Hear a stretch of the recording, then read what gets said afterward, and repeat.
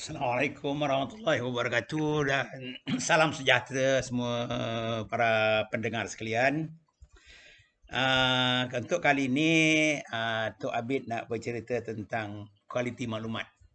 Sebab sekarang ni kita berada di zaman teknologi maklumat. Kita menerima terlalu banyak maklumat. Atau orang kata dunia tanpa sepadan. Maklumat boleh tersebar dengan mudahnya melalui internet, melalui Instagram, melalui TikTok dan sebagainya. Keadaan ini menjadikan kita terlalu banyak maklumat. Akibatnya kadang-kadang kita mengabaikan beberapa maklumat yang penting bagi kita, tapi oleh kerana dia terlalu banyak sangat, kita abaikan maklumat tersebut. Saya juga merasakan dengan lempahan maklumat ini akan menimbulkan satu masalah kepada kita semualah yang terdedah dengan maklumat ini, iaitu masalah utama yang kita akan hadapi ialah kekeliruan dalam membuat keputusan. Saya teringat pada masa mula TV diperkenalkan di Malaysia dalam tahun 60-an dan 70-an dulu. Saya teringat pada satu drama, dia membuat satu kritikan sosial di situ. Di mana watak tersebut menyatakan dia keliru dengan TV sekarang. Dia kata, ada pula kata belilah barang ni, belilah barang A, beli barang B, beli barang C. Pada bahasa yang sama pula, Airline juga mengatakan simpanlah duit, berjimatlah berbelanja dan sebagainya. Jadi satu keadaan yang mengelirukan. Apabila keadaan yang mengeliru ni kita tak boleh buat keputusan. Dalam keadaan tidak dapat membuat keputusan ni, kita akan mungkin kita akan kehilangan peluang, mungkin kita akan buat keputusan yang silap. Biasanya bila kita tak boleh membuat keputusan, kita akan buat andaian. Jadi andaian itu kadang-kadang betul, kadang-kadang andaian itu salah, menjadikan kita membuat keputusan yang salah. Pada masa ni, ya kalau kita lihat, kita tengok dalam Instagram, kita tengok dalam TikTok, banyak maklumat-maklumat yang berkaitan dengan kempen pilihan raya. Macam-macam, calon A beri maklumat begini, calon B maklumat begini, calon C, macam-macam lah maklumatnya. So bila dah banyak maklumat ni, bagaimana cara kita nak memilih maklumat yang betul dan tepat sebelum kita membuat keputusan untuk memasuki dewan dalam masa pemilihan nanti. Jadi saya akan cuba bagi beberapa panduan untuk kita menilai kualiti sesuatu maklumat itu. Pengetahuan ini juga boleh kita gunakan untuk menghadapi masalah kita ditipu oleh scammer. Sekarang banyak kita tertipu oleh scammer kerana kita tidak menilai kualiti maklumat tersebut. Dan kadang-kadang juga kita ditipu ataupun dimanipulasi oleh promosi-promosi produk. Kerana kita tidak menilai maklumat yang disampaikan oleh promotor tersebut. Kita perlu menilai maklumat berdasarkan kualiti maklumat. So, dalam menilai maklumat, yang pertama sekali, kita sebagai manusia, kita perlu terima maklumat. Jangan terus reject terus. Terima dahulu. Terima tidak semestinya kita bersetuju. Terima maklumat tersebut, jangan kita tolak terus. Kemudian kita nilai kualiti maklumat tersebut dengan beberapa kriteria yang akan saya terangkan sebentar nanti. Kemudian barulah kita buat keputusan sama ada untuk menolak maklumat tersebut, menerima maklumat tersebut, atau mencari maklumat tambahan untuk mengesahkan maklumat tersebut. Kemudian akhir barulah kita buat keputusan. Ada 4 ciri atau 4 kriteria dalam kita menilai kualiti maklumat. Kriteria yang pertama ialah ketepatan. Maklumat tersebut menggambarkan keadaan yang sebenar, bukannya direka-reka atau dicipta keadaan yang sebenar. Maklumat tersebut adalah maklumat yang sebenar.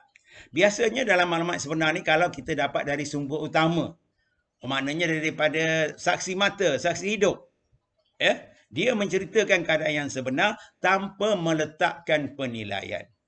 Kadang-kadang kala juga terdapat kita bertemu dengan orang yang menyampaikan maklumat tersebut telah ditafsirkan mengikut kehendak dia. Contohnya, dia melihat seorang buta berjalan kaki. Dia pun mengata, orang buta tersebut tidak ada siapa yang ingin membantu dia. Maknanya dia telah mentafsirkan maklumat tersebut. Gambaran sebenarnya ialah seorang buta berjalan kaki. Jadi maklumat itu ada ditafsirkan dengan memasukkan penilaian oleh orang yang menyampaikan maklumat. Biasanya maklumat seumpama begini kurang ketepatannya. kerana telah dimasukkan penilaian. Begitu juga apabila kita membaca akhbar sebagainya, kadang-kadang reporter atau wartawan itu memasukkan nilai untuk melindungi dia daripada disaman atau sebagainya. Dia menggunakan perkataan-perkataan umum, umpamanya seolah-olah dilihat berkemungkinan, contohnya tadi, berkemungkinan orang buta tersebut tidak dibantu oleh sesiapa. Berkemungkinan, maknanya bukannya betul. Tetapi apabila kita yang mentafsirkan, kita membuang perkataan berkemungkinan tu. Ini yang jadi masalah apabila kita mentafsir. Yang kedua, kadang-kadang maklumat tersebut diubah sesuai mengikut selera orang yang menyampaikan maklumat tersebut. Ya, keadaan ini bergantung kepada tujuan orang tersebut mencapai maklumat kepada penerima maklumat. Biasanya kalau kita lihat, ya, maklumat ni panjang, banyak benda. Tetapi dia akan ambil pendek-pendek atau maklumat yang sesuai dengan dia sahaja. Ini telah berlaku dalam kes seorang wanita telah mengambil sebahagian daripada ucapan Duli Yang Mulia Raja Perak yang sesuai dengan dia. Jadi maklumat tersebut telah dipecah-pecahkan dan diambil apa yang sesuai dengan dia. Itu satu lagi. Ya, di samping itu juga ketepatan juga kadang-kadang kita perlu lihat daripada sumber maklumat tersebut. Adakah sumber tersebut sumber yang boleh dipercayai?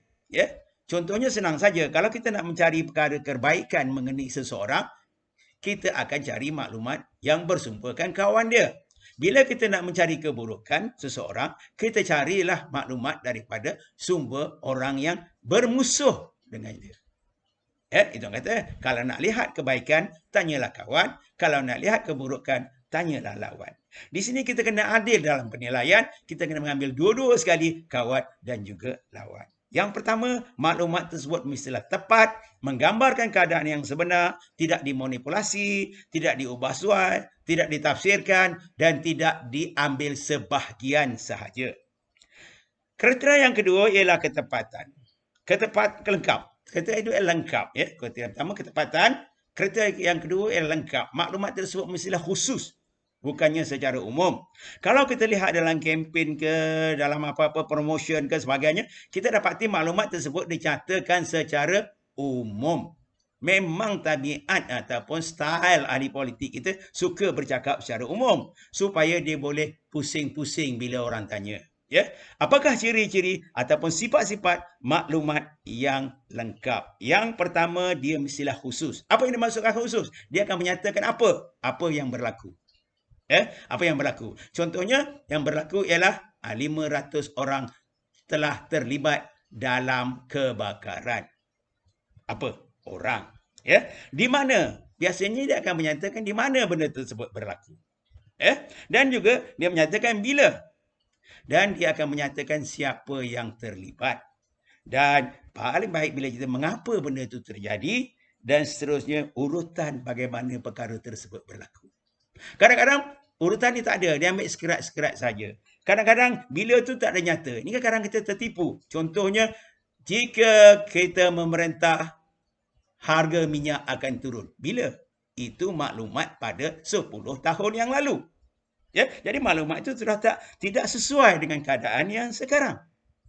Jadi maklumat itu mestilah khusus, lengkap yang menyatakan apa, di mana, bila, siapa, mengapa dan urutan berlakunya perkara tersebut. Ya, seterusnya, ciri yang ketiga iaitu boleh dipercayai. Maklumat yang kita dapat ini mestilah daripada sumber yang boleh dipercayai. Bukannya kaki jalan, bukan sebagainya. Dalam sekarang ni kalau kita tengok dalam TikTok, banyak maklumat yang disampaikan oleh walaun lah.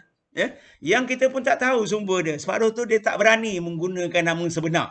Ya, dia tak berani menggunakan nama yang sebenar. Sebab itu kalau kita tengok dalam Facebook ke, dalam TikTok ke, bila bercerita pasal ekonomi, awak ni akan bercerita pasal ekonomi lah. Dia seolah-olah dia pakar ekonomi. Tapi adakah itu sumber yang betul?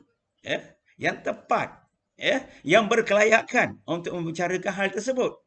Tetapi kalau kita ni ada tendensi untuk melihat satu benda itu dari sebelah sudut, kita akan terima sahaja maklumat walaupun daripada siapa.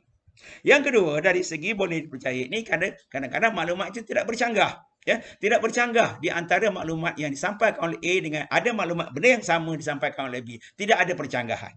Ya. Jadi kalau ada percanggahan, kita kena cari maklumat lebih lanjut. Di mana percanggahannya? Dan di sini kita akan menilai kepada siapa yang kita akan percayai. Ya, cari maklumat tambahan kalau kita ragu. Jangan kita terus terima. Dan yang paling penting sekali ialah masa. Ya, maklumat ini dia mengikut masa. Apabila terlepas masa tersebut, maklumat itu tidak bermakna lagi. Ya, kita ambil contoh ya dalam banyaknya contohnya daripada maklumat yang telah masanya telah luput. Ya, contohnya mungkin kita mengambil cerita sejarah yang lepas. Oh, kita gembur-gemburkan sejarah itu seolah-olah benda itu berlaku pada hari ini.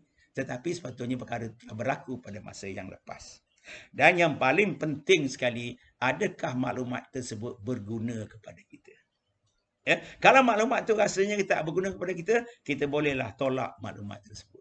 Jadi, kepada sesiapa yang siapa saja yang menerima maklumat, terutamanya dalam masa kempen pilihan raya ni, kita kena menilai kualiti maklumat tersebut supaya kita tidak dikelirukan oleh pihak-pihak tertentu untuk mengambil keuntungan. Sekian. Selamat mengundi. Salam dari Tok Abid. Assalamualaikum warahmatullahi wabarakatuh.